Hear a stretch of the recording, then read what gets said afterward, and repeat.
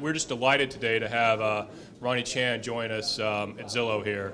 Mr. Chan is the chairman of Hang Lung Group, as well as its subsidiary, Hang Lung Properties. Both are listed on the Hong Kong exchanges.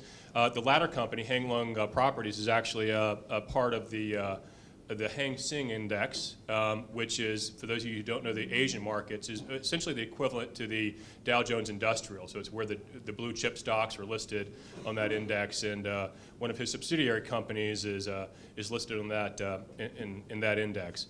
Hang Lung Group has been and Hang Lung Properties has been a major developer in Hong Kong for over 40 years, and really in the past decade, Hang Lung Properties has gotten really involved in investments in mainland China.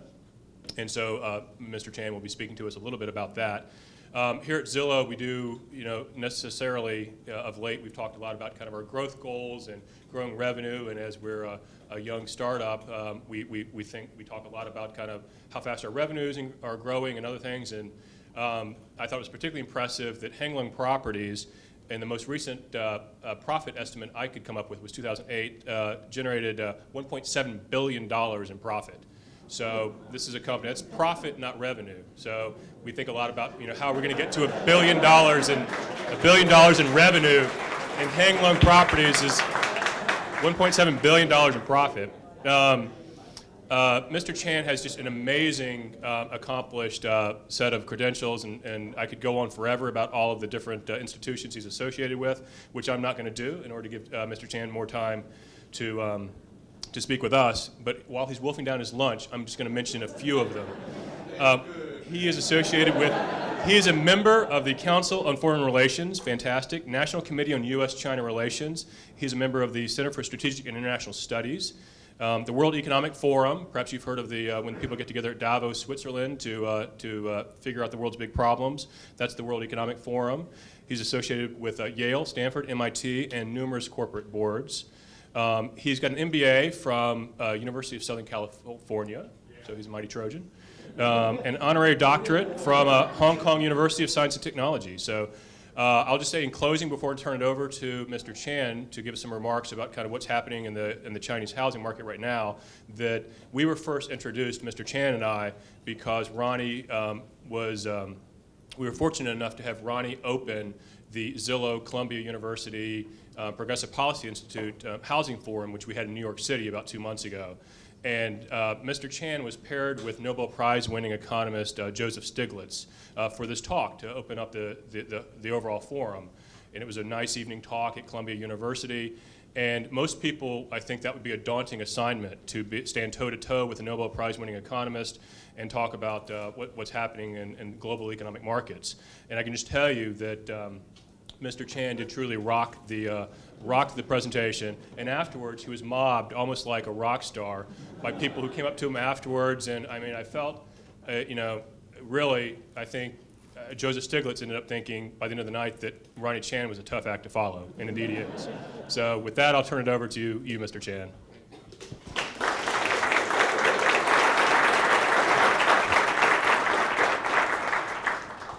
Am I on, am I not? Okay. I like this gentleman because he has a tie on. I know that this is a high-tech company, so I shouldn't have this on, but I apologize. I just came from another meeting. I'm a short guy, and sometimes I meet a tall girl, and when I hug her, she has to come down a little to hug me, and that's what Joe Stiglitz did for me. So, I mean, intellectually speaking. Joe is an old friend, and he attends a conference that I help put together every year in Beijing, so I suppose he didn't want to embarrass me, so that's why. Anyway, Joe was talking about American residential market. I would talk about the Chinese market. I think, as Stan mentioned, China holds a lot of interest in a lot of people, but the knowledge of it is rather poor. I see quite a few Chinese here. How many of you are from mainland China? Okay, you almost cannot have a high-tech company in America these days without a few of you. Let me begin by saying that I don't have a recipe to make money, but I do have a recipe to lose money. And it used to be even more true than what it is today. And that is, if you want to lose money in China, it's very easy. Read Wall Street Journal, New York Times, Washington Post, and do accordingly, you'll lose money. That is a way to say that don't believe in everything that you read. I think the quality has been gone up, so maybe you won't lose as much money as before. But anyway, if you were to ask me what is the biggest economic opportunity in the 20th century, I'd say probably between 1890 and 1917 in America. Those were the days where, you know, the robber barons, go west, my son, go west. The second biggest economic opportunity of the 20th century was probably after the Second World War in much of the so-called free world. The high-tech, bubble in 2000, I don't count it that, because unless you're smart like Stan or Spencer or Rich, guys like me will never make money in that high-tech opportunity. But in terms of overall general opportunity where Joe Blow or Ronnie Chan or Dummy can make money, 1890 to 1915, 1917, I would say, in the West, in the United States, was probably the best. Well, as far as this century is concerned, this is only 11.5% over, right? However, I think it's rather clear that one of the very, very best way to make money is to be in the mainland of China. In particular, real estate is probably one of the best areas to make money, and I will tell you more about some of the opportunities that will, I'm sure, make your hair stand on ends.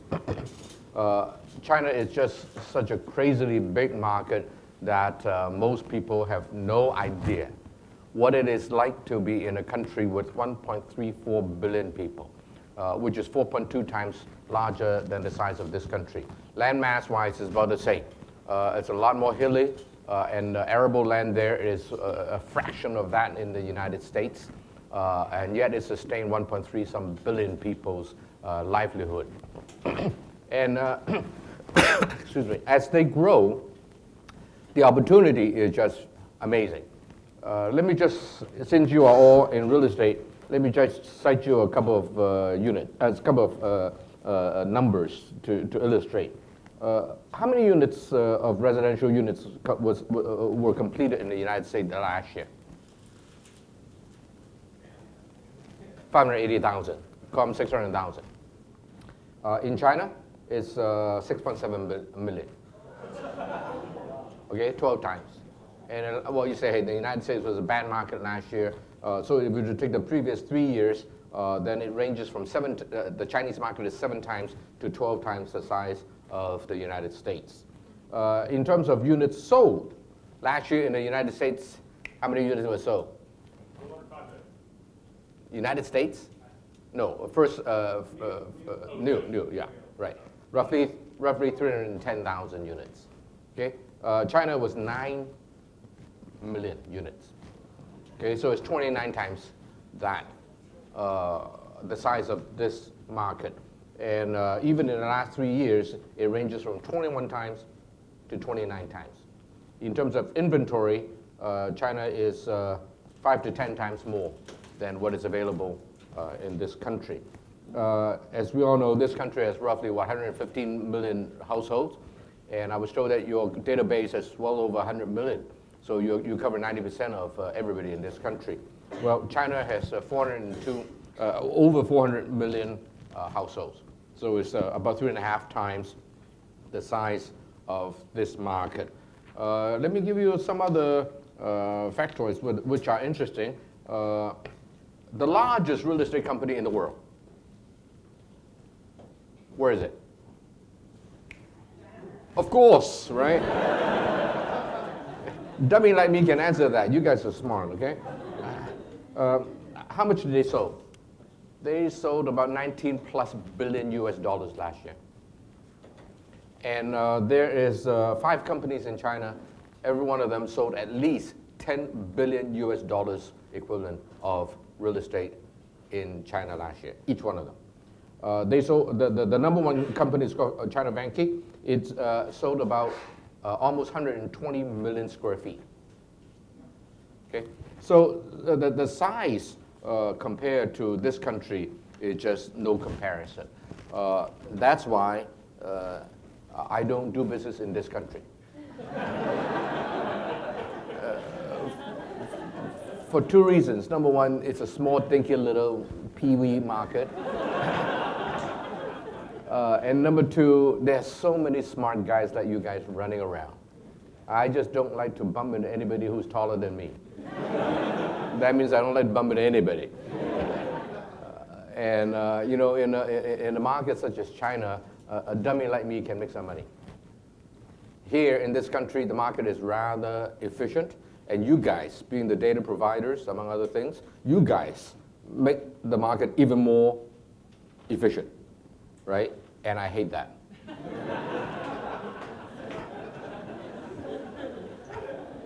Because dummies can only operate in places that, you know, the market is less efficient. And so you heard about, you know, my company. Let me give you another set of numbers. If you were to build an office building like this, or a shopping center, I'm staying at Belleville Place. If I spent $100, 10, 12 years to build a shopping center and office 10, 12 years ago, what would be my rental alone return today? What do you think? If you invest in a real estate in this country, whatever it is, residential, office, what would be your yield a year? Your annual yield? On an unleveraged basis, okay? Huh? 6%? Okay. Would you accept a 6% in return? Sure, yeah. Okay. That's why I'm not here. Right now, on an unleveraged basis, I'm getting 40+%. Anybody want to join me? I'm serious. And right. Thank you very much, Mr. Chen. Demote those two gentlemen who raised their hand. They're not loyal Zillows. Mr. Chen will be in the lobby after. Anyway, let me give you another set of numbers which baffles people. Huh? This is all true. We're a public company, you know, KPMG and audits all our numbers. Right now, by the way, I don't do residential. I should say that. I prefer not to do residential. I prefer to do commercial, although I keep tab of the residential market. I'm building the equivalent of one Empire State Building every year. I'm sorry, I take it back. I'm completing one Empire State Building every year for the next 10 years.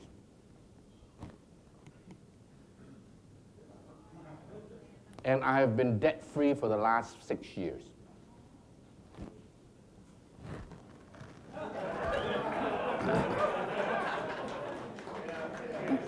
Have you ever heard of a company in real estate anywhere in this country where you can be doing? I'm doing, by the way, $8.5 billion of project right now, and I've been debt-free for the last 6 years, and I can do about $5 billion of that easily without debt. The cash flow is so strong, and so I borrow a little, I can finish the whole thing. And if I was to stretch it out 15 years instead of 10 years, I may be able to do all $8.5 billion worth of projects, which is equivalent of 10 Empire State Building, which is about 2.6, 2.7 million square feet. I may be able to do it all with cash. You like that? Now listen, that is not hang low. That is the opportunity afforded by the market. If the market is not there, there's nothing I can do about it. Now, obviously, not everybody does as well as we do. We, by far, have outperformed everybody in the last 10, 15 years. But that does mean that the market will bear that kind of results. I have challenged a lot of people. If you can find a portfolio anywhere in China that get 20% unleveraged return, I'm getting 40, right? So if you get 20 unleveraged return, I'll buy you dinner, red wine, your choice. Anyone want to try it? But if you don't do it within 1 year, you buy me dinner, red wine, my choice. And nobody has ever won on that one over me yet. And as my return rises, and it has been rising a double digit ever since we started in mainland of China, I'm now a little foolhardy. I say, if you can find a portfolio that has 1/3, which means 13.3% per annum, unleveraged return, then I buy you dinner, white wine, your choice. But if you don't get it within 1 year, you buy me dinner, I get 2 bottles of red. And so, you have to perform well in the market, no question. But let's face it, it's also partly because of the market that enable us to get that kind of a return. So perhaps I shouldn't just ramble on talking about a market. It is just a way to whet appetite. Suffice it to say that it is extraordinarily difficult to succeed in that market. In a sense, it's easier in this country because everything is rather transparent, and companies such as Zillow make sure that you get all the data in your fingertip.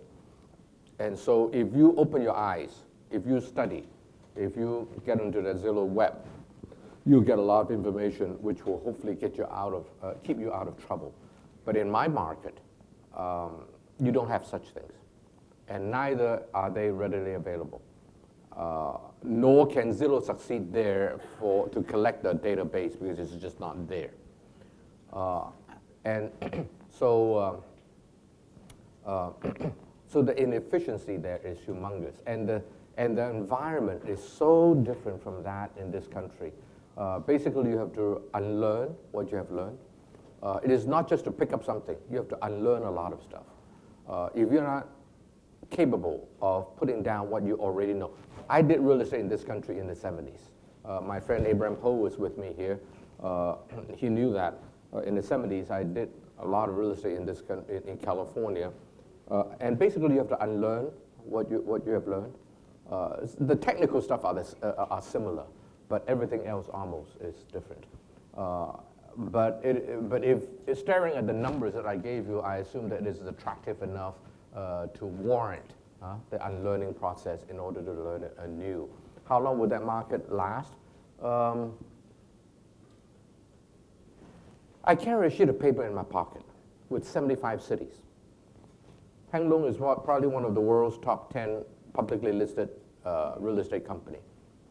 We really underperformed the last 1 year, so we're probably number 8, number 9, number 10 now. But anyway,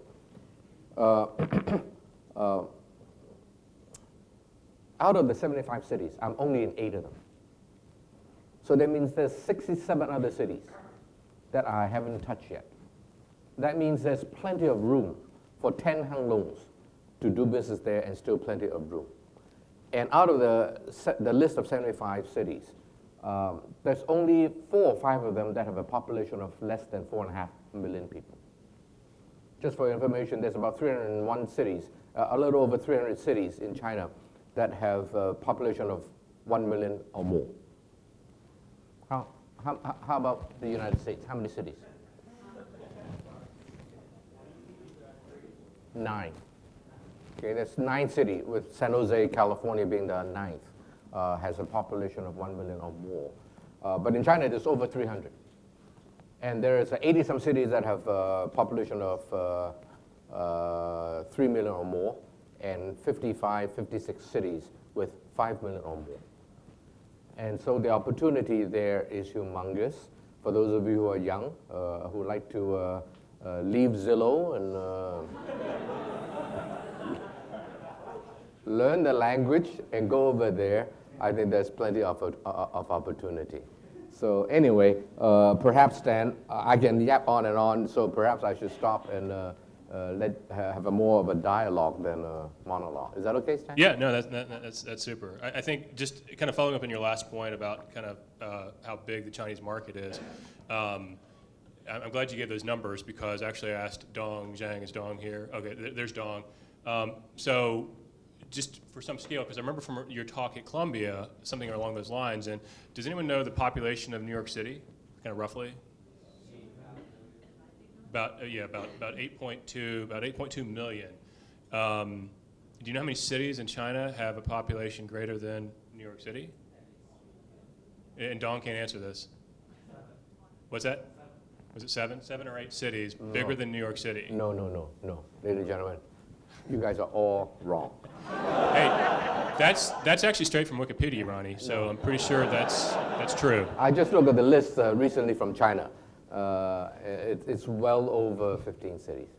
There's 15 12 cities. that have more than 10 million now. So anyway, tremendously large market. Let's not quibble about the numbers. So you say tomato, I say tomato. It's a big market, any way you slice it.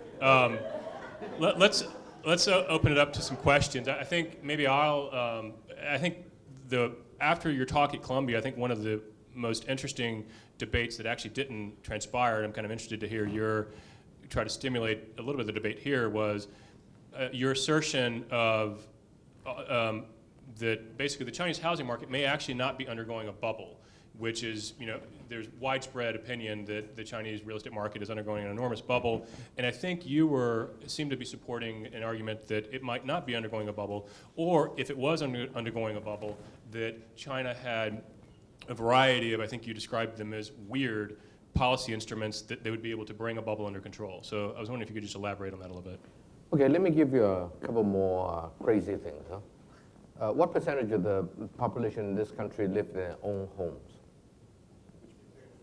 Right, 65, 67, right? In this country. In China, it is 80%. In the city, it's 89%. So 89% of the people in the city own their own home. Then you say, where is the market? Especially for the primary market, huh? Well, again, you have to know the local domestic situation. A lot of those buildings, those homes were given to the people when China began to open up in 1979, mostly in the late 80s and early 90s. They gave up a lot. In the old days, the system was all messed up, and so a university would have to provide housing for all its staff. A company would do the same. And so eventually they decided to just give it to the people. But these are really substandard properties, and a lot of people have made a lot of money in the last 20 years, and so people want to upgrade. So in as much as city dwellers, 89% of them already own their own home. The need for primary homes is still humongous. As I mentioned last year, 9+ million units sold by privately developed residences alone, plus the government, right? So 9 million plus. Then last year, the mainland Chinese government announced that in the next 5 years, they will build 35 million units of subsidized housing, of which in the last year alone, something like 10 million units would have to start construction. So the whole private sector stock of new housing last year sold was 9.2 million. And yet the government last year alone is starting subsidized housing, part of it for sale, part of it for rent, 10 million of it. Now, let's take a big discount. They don't get 10, they only get 5. Still, 5 million to 9 million sold last year is humongous. And so imagine if you're a real residential developer, you can see your market shrink tremendously in the coming years, right? And yet, nobody overly worry about it. And the reason is because the circumstances and the regulation and the culture and the societal condition is very different from what you guys know in this country. This country has been, basically a market economy for the last 200 years. And so a lot of regulations and a lot of institutions have been built up over the years that to make sure the market is more or less rational. But in a country such as China, which is undergoing so much changes, the dislocation there is just humongous. And unless you understand all the dislocations, you will not understand that market. And that's why I say that, the Wall Street Journal of this world, why do they repeatedly get it wrong? Because they use the Western paradigm, your model, and fit it into the Chinese, and it doesn't work. I'll give you one example. A lot of Western media have been talking about a whole town almost, a township, shall I say, with, hundreds of thousands of units unsold. No, sorry, unoccupied. So these American journalists or Western journalists go to visit these ghost cities. The whole, I don't know how many units there are, 100,000 units, all empty. So at night there's no light. It's all completed. And so the Chinese say, the Westerners say, there is a huge bubble because you have so much unsold units. That is absolutely wrong. They don't understand the social condition in that area. This is in Inner Mongolia, where the per capita income is now higher than Hong Kong. Now, Hong Kong is about 36,000 US dollars. Huh? How can a province be in mainland China be higher than Hong Kong? Well, because that whole huge land that is probably bigger than Texas, I suppose, it's all coal. And the coal is not deep like in some other parts of China. So you basically walk anywhere, you just grab off the ground and sell it. And so these guys made so much money. And they don't have anything to put it into because the whole investment environment in China is so different.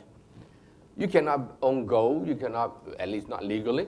You cannot, you don't want to play in the stock market because it's all crapshoot. You don't want to buy bonds because the interest rate is so low and there's not a whole lot of bonds anywhere. So what do? Real estate is the only thing. And when money comes easy, they go easy. So, you just buy whatever is convenient. So, 20 of them say, okay, I'll take a block of, 300, 400 units. And another guy will take another block and the whole development is over, finished, sold, right? And they just leave it empty. Does it matter to these guys? It doesn't matter to these guys. But I do. Don't you think that empty units? Because that's the other data point that I think people use to support the fact that there's a growing bubble. There is that you'll hear that people are using it like an investment vehicle, where they'll be buying 3 or 4 apartments that they won't live in just because they have nowhere else to park their money. And I guess to us that evokes images of Phoenix or Vegas, where people are just buying these. And at some point they'll want to be able to liquidate that, and as a liquid asset, and they'll have to sell it. And when people need to go sell a bunch of 3 or 4 empty units, there will be a collision there of how much the market will be able to absorb and prices will go down. Do you not think that will happen? Stan, you guys suffer from being advanced country. You guys grow at what, 3%? Yeah, we're pretty happy about that. Right, you're pretty happy with that. It's a recovery. It's a recovery, and we're gonna crank it back up to 5 or 6%. Okay. I mean, it's nowhere near your 9%. Well, China has been growing, 9-10% for the last 20 years, right, roughly? Those are the official numbers. 30 years. Is that right? There's black market and gray market. So that may be low. The government may inflate them, but they cannot take into consideration the gray and the black market, right? So when things grow at 9% per annum, and this year is going to be a bad year, and World Bank, IMF just lowered the expectation for China from 8.4 to 8.2. So hey, 8.2 is really a bad year for China. So when you are growing at 9% per annum year in and year out for 20, 30 years, right? The whole dynamics of how the economy works is very, very different. Absorption is a lot faster, right?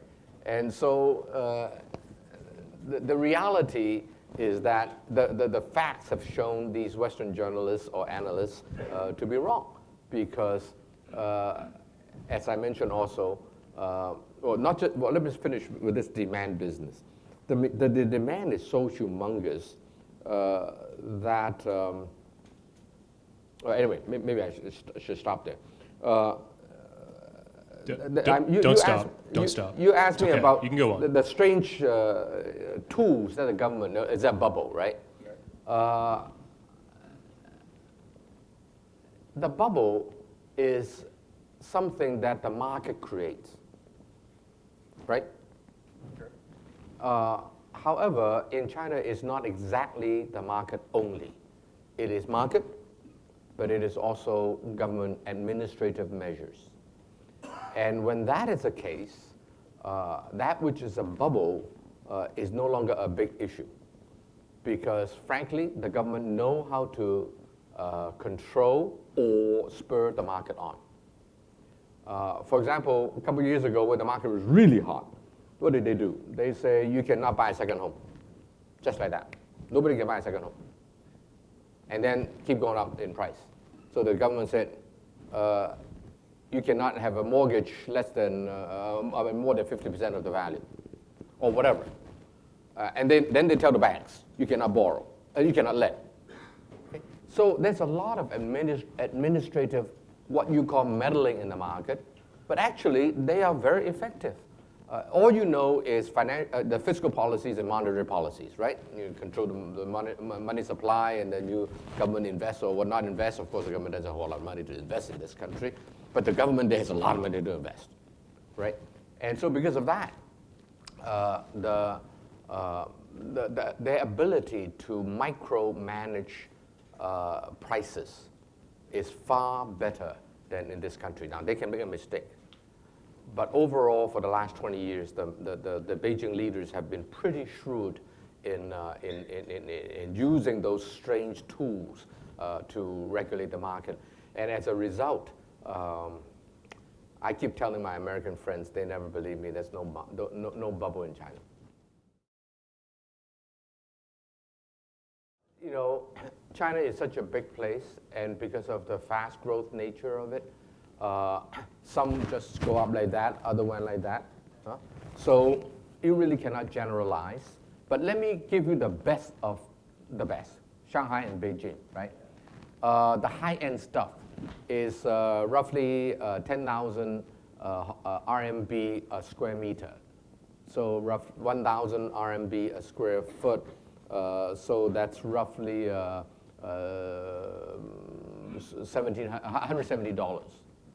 $160, $170 a square foot. Okay, Hong Kong is a different story. I just sold some units recently at about $7,000 US a square foot. You wonder how did the $1.some billion profit, whatever it is, come from? That helps, I'm sure. The profit margin we've been able to achieve was well over 70%. And the reason is because, now, since you guys are all real estate professionals, let me say one thing that you guys should listen, should hear. Your market is far more risky than my market. The reason is this. Your market go like this. It undulates gradually, right? Over time, following inflation, gradually moving up. That's basically your market. Right. But you can borrow 80%, sometimes 90%, and under Clinton, 110% or 105%. Right? So forget about that. That is obscenity as far as we in China are concerned. Okay, we don't practice obscenity of that sort. So if it is 90%, you put down 10%. The market moves 10%, you are wiped out. Your equity is wiped out, right?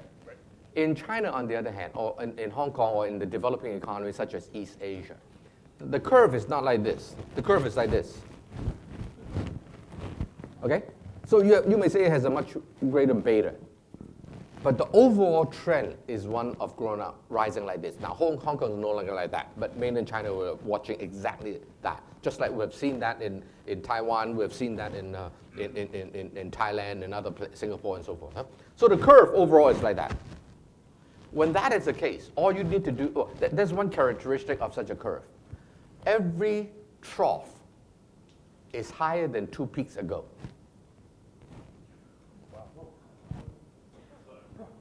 Think about it. Every trough is higher than previous peaks. Okay? Two peaks ago. And when that is the case, all you need to do is one thing. Make sure that you can, cash flow-wise, withstand the worst. Right? As long as you don't overborrow, you're fine. Just make sure you can hang on. Right, just make sure you can hang on. Now, that is always true everywhere, but especially in a market like that. But the difference is this. You are down 10%, if the market went down 15%, you are wiped out and you'll probably never come back. But in that part of the world, as long as I weather it, the next wave, the next peak is going to be a lot higher, right, than the last peaks. And so as a result, you will not only survive, you will thrive. Right? And it will, here in this country, you may have to declare bankruptcy and that's it. Right? Then you have to start all over again, perhaps with difficulty. But over there, as long as you don't go into bankruptcy, the market will give you a second chance because the overall curve is much more steep than in this country, right?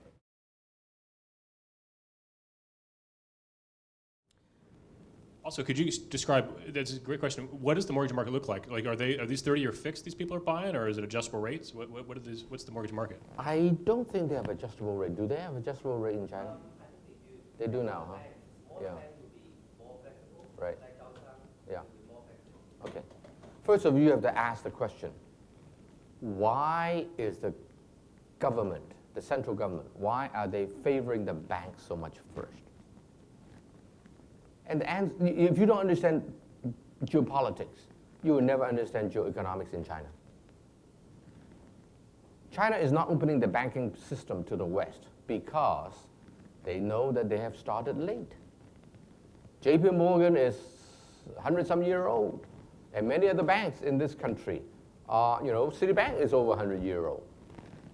And you have had a free market economy, and hence all these guys have to fight it out, and the winner survives, right?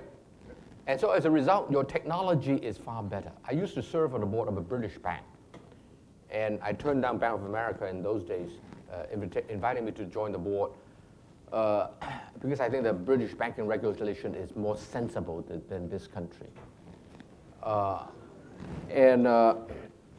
the Chinese recognize that there's no way they can compete with the Western banks if the market were altogether open. They know that they're just 50, 70 years late in developing the banking system. And so they have to protect their own banks in order to grow them as fast as possible in order for them to have a chance of competing with the West one day when they do open the doors. Right? That's the political consideration behind it. What happened? Well, look at the top 10 banks by asset in the last 30 years. 30 years ago, it was all the Japanese banks. Right? 10 years ago, it was all the European and American banks. Today, right, the top three, the 3 or 4 of the biggest 5 banks in the world are Chinese, at least 3 if not 4. What did they do? They cleaned up the balance sheet, not by just market forces, but by market forces plus government action. Hive off all the bad loans, right? The government will take care of it. So that you can have a clean bank in order for you to grow as fast as you can in order to compete with Western banks. Now, you guys laugh. Whoever laughed has no sense of history, sorry. Because America did exactly the same thing 100 years ago. We did it. Same thing with Bear Stearns 3 years ago. Right, and then with the savings and loan about 20 years ago. Yeah. Right? So basically, if you have a sense of history, you will recognize that what is happening today is nothing new. A lot of people say, wow, China's rise is really amazing. I said, don't forget one thing. Between the year 1880 and 1910, roughly, much of the steel in the whole world was consumed by one country. Which one? Britain. Okay? Then after the First World War, between the First and Second World War, much of the steel in the whole world was consumed by another country. Which one? US. The US, right. So now, Oh, after the Second World War, Germany and Japan consumed a lot of the world's steel. And today, China is consuming much of the world's steel and coal and many other things, right? So it's just a repeat of history. It's nothing new. Don't blame the Chinese for it. 100 years ago, you guys did it. And 150 years ago, the Brits did it, and so on and so forth. And so, what we are witnessing is the rise of the biggest country that mankind has seen in terms of population. Hey, America grew hugely, right? At the turn of the 19th to the 20th century. What's the population at that time in America? My numbers may not be exact. I forgot because I looked at them a couple of years ago. Roughly in 1890, the population was 36 million. By the year 1900, it was 63 million. And you have a land that is abundant with natural resources. This country is probably one of the most endowed natural resource-wise of any country in the world. And yet you only have anywhere from 40, 50, 60 million people in those days. So the per capita natural resource is humongous. China have a lot less natural resource, as I mentioned to you. They do have a few things such as rare earth metal. And however, overall, they have very little. But what they have is people, right? And as long as you can feed the people, plus the cultural dimension of it, that is Confucianism, that causes the Chinese people to not blow the lid, so to speak, and go out on the street too fast, right? Plus, on top of that, you have the present political structure that makes it a little bit more costly for you to do that, right? So all these things put together, when you put all these things together, you have a rather stable environment that will allow China to rise very, very fast. You say, hey, 9 to 10% per annum for the last 20 years, that's a lot. Well, Japan had the same thing after the Second World War. The only difference is Japan, even up to today, only has 127 million people, right? About 9% of that of China. And so if the United States 120 years ago was like a PT boat with 40, 50 million people, today China is a aircraft carrier. Now, when a PT boat goes 50 knots an hour, it's nothing too unusual. Mankind just have never seen a aircraft carrier that go 50 knots an hour, right? And that's exactly what we are witnessing today in the mainland of China.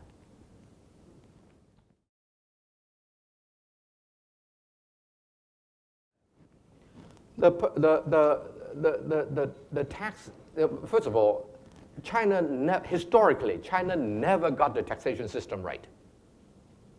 The first time in modern history of the last 300-400 years that China got some semblance of a tax system was really 1996, when the then Premier Zhu Rongji put in place a new tax system. And that's why I believe that Premier Zhu Rongji will be remembered as a great man in history. He resolved the problem of the central government versus the regional government. Who gets what and who is responsible for what. Okay? The tax in general, let's remember one thing. China is run by the Communist Party. Although in practice, you may argue that I have yet to meet one real communist in my 20 years of doing business in China. In fact, I can argue that China, in the last 20, 30 years, will make your country look communistic. I used to say that China makes Gorbachev, forget about Gorbachev, Khrushchev. For those of you who are old enough to know who Khrushchev is, he succeeded Stalin in 1956, I think it is. China make him look like his middle name is Reagan. I'm serious. And they make Brezhnev look like his middle name is Thatcher. Okay? And that's how you may say China is today, is in name communistic, but in practice rather free-form capitalism, more akin to the turn of the 19th to 20th century USA. But having said that, they are still supposedly, at least in name, communistic, which means that the taxation cannot be too low. They also know, however, that if they ever get to a place like Europe, where the taxation is so high, they will take away incentive. So China has the benefit of being a latecomer, which means that they can learn from everybody. They look at America and they say, why is America far more dynamic economically than Europe? One of the reasons is because of the taxation system is much more reasonable than that of Europe, right? And so I think that eventually China will be a mid-tax, in a range of nations, a family of nations. They'll be somewhere in the middle. The personal income tax, I don't know what is the number. My son would know because he lives there. I think I would imagine. Any of you know? Probably 30%. 30. Right, the payroll. Right, they have a very complicated tax system now.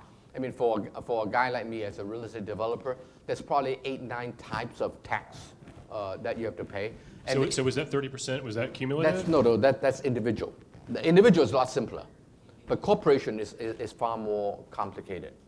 Basically, if you're a real estate developer, you pay about 45 to 55% of tax. It's high. Thank you. It's my great honor to be likened to Warren Buffett.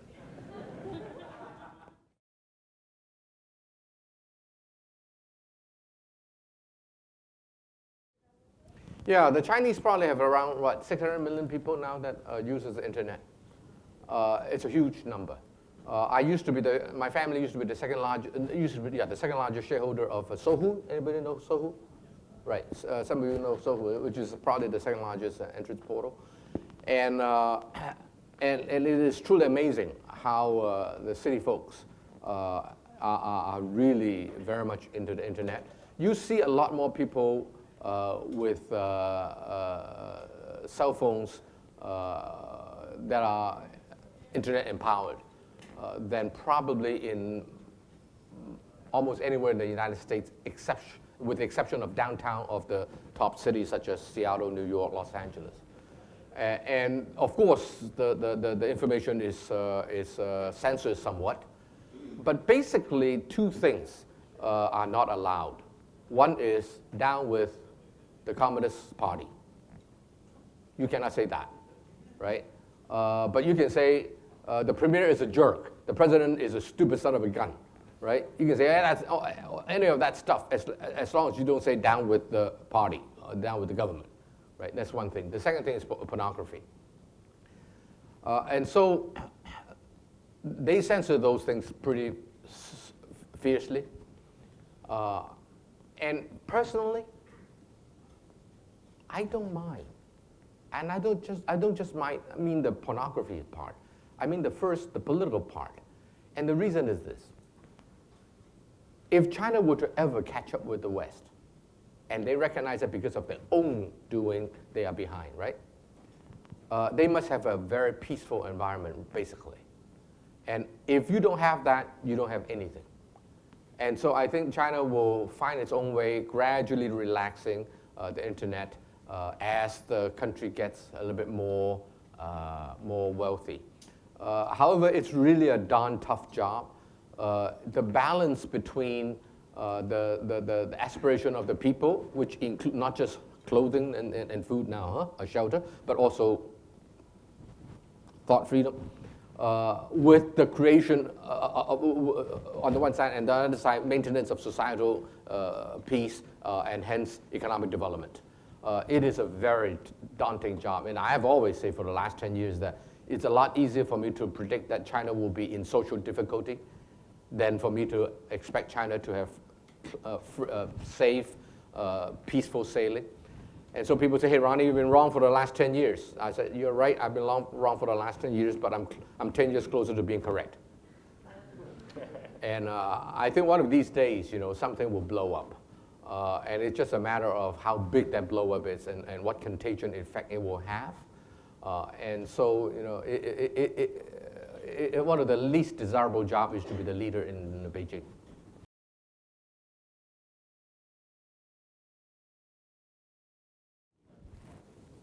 No, I'm atypical in China. China, actually, most of the real estate companies borrow to the hilt.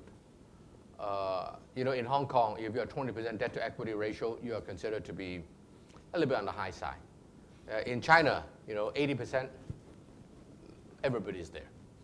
The reason we are able to do that, to what we have done, is that we just have made a series of correct decisions in the last 20 years in Hong Kong first, and then secondarily in the mainland of China. And because of that, our cash flow is just extraordinarily strong. As I told you, if your profit margin is 70-some%, you just sell a little bit and you have a lot of profit plus good cash flow, right? So it is not reasonable to do real estate without debt. It's really dumb, frankly. It really lowers your return, obviously. And we like to take on some debt. The only problem is we keep having this strong cash flow coming in. So then people say, why don't you give them back to shareholders as dividend? Are you publicly listed? Oh, yes, we are. Oh, yes, Okay, we fine. are. Yeah. On the NASDAQ exchange. Okay. Ticker symbol Z, perhaps you've heard of us. Okay.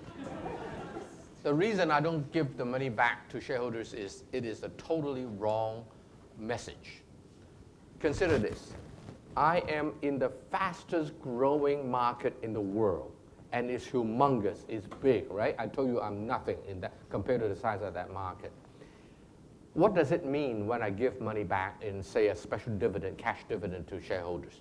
That means I don't know how to use that money to make more money for shareholders, right?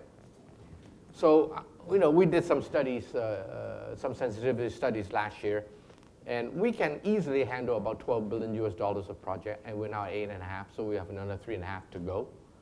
And at today's rate, at today's level, at $8.5 billion, if the market go to hell tomorrow, for the next 10 years, it is in hell, we'll still be on our feet.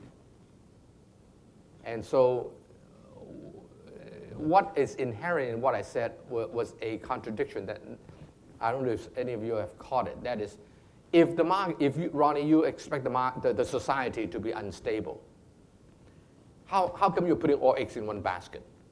Why are you only in real estate in China, right? The answer is, well, before I answer that question, how do you protect yourself? You protect yourself by not borrowing so heavily, or not borrowing at all, right? So that way, if the market go to hell, I'm okay, I'm on my feet. As long as no banks is chasing after me, I'm fine. So, so that's how we get away from trouble. So if we were to do more, we would to take on some debt, but it will for a long, long time be a low debt company, just because the market is fraught with danger. What's the alternative if I don't invest in the mainland of China? I know there may be some Vietnamese friends here, or Vietnamese Americans. I go to Vietnam a lot. I know the president, I know the prime minister. I go there to do nonprofit, as Abraham Ho knows. And I say Vietnam is nothing more than a poor province in China, right? So why should I go there? The regulation is not as developed as China. Corruption is just as bad, if not more. In China, I have advantage. I have a team. I have know-how. I have a brand name, so on and so forth. I have no advantage outside. So why go anywhere? Moreover, if 10 years ago I decided to diversify because I expect the society to be in trouble, I would have missed out on the 10-year huge opportunities. You don't know. The trouble may come tomorrow. Trouble may come 10 years later. And none of us know. And if trouble doesn't come for another 5, 7, 10 years, I would have missed out humongous amount of opportunities. So as long as I don't borrow, no banks on my back, I'm fine.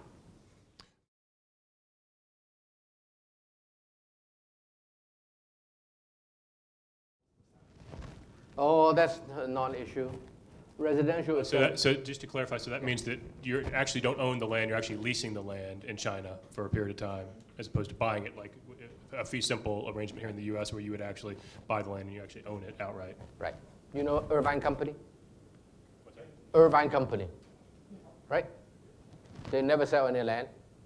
They only lease them. For how many years? 55. Okay, that's where I used to do business in the 70s. And Crown property of Thailand, owned by the king. lease land for 30 years. Hong Kong, 50 years. Mainland China, if it is industrial building, 40 years. If it is mixed use, 40, 50 years. If it is residential, 70 years. There is a set of conventions on how to renew those leases that has been practiced in zillion parts of the world that are very well established. One of the best of which is probably Hong Kong. And after all, much of the land administration, land law in the mainland of China learned from Hong Kong anyway. In fact, the new chief executive of Hong Kong, which is the new governor, if you will, we call him the chief executive in Hong Kong, was the very person who, with his pen, wrote out longhand in the 70s and 80s. In the 80s, really. Yeah, 70s too, 70s and 80s. Wrote out the land lease policies and the contract for Shanghai and Shenzhen, two of the first cities in China to open up in land matters. And so, it's really not an issue. The Chinese, one of the things that none of us should do is to underestimate the leaders of China. Those guys are darn smart. I know almost every one of them. And you underestimate those guys, it will be to your own peril. And those guys know the world. And they know that the best way to destroy the economy or the best way for the Communist Party to lose power is to muck around with land issues. If you don't renew them, for example, I guarantee you now that 89% of the city dwellers and 80% overall in the whole country own their own homes, you don't let them renew them with a reasonably low premium, then you're asking for trouble, not just for the economy, but for the party as the ruling party. So they're not stupid. So it's no big deal. It's a non-issue. I like that question. I expect you to be calling your broker tomorrow. No, this afternoon. In Hong Kong, the Hang Seng Stock Index use a number, right? And he mentioned that I have two companies, 010 and 101 is our number, right? What is 010? Bo Derek. Only the older folks know how to laugh. So whoever laughs shows his or her age. And 101, what is it, 101? Dalmatian. So we're as beautiful as Bo Derek, we're as fun as Dalmatian. So imagine Bo Derek with the Dalmatians on the beach. That is as beautiful as Hang Lung Group and Hang Lung Properties. Thank you.